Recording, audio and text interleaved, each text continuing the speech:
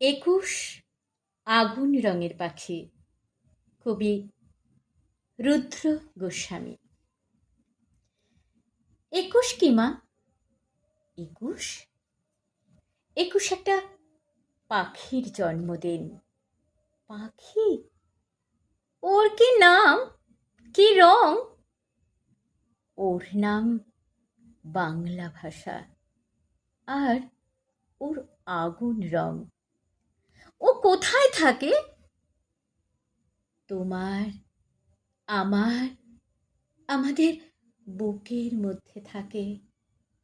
আমার বুকেও আছে, আছে তো। ইস, ওর কষ্ট হয় না?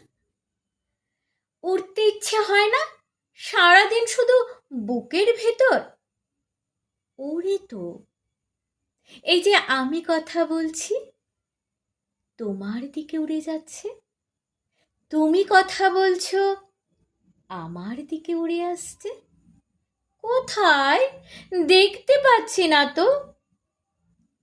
এই যে তুমি নিঃশ্বাস নিচ্ছ, নিঃশ্বাসকে কি দেখতে পাচ্ছ? পাচ্ছি না তো। ও কি নিঃশ্বাসের মতো মা?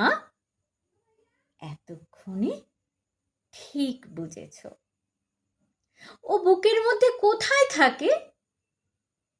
আমার বুকে কান পাতো, কিছু শুনতে পাচ্ছ?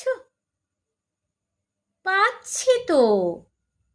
টিক টিক টিক, এই শব্দটাই ওই পাখিটার বাসা।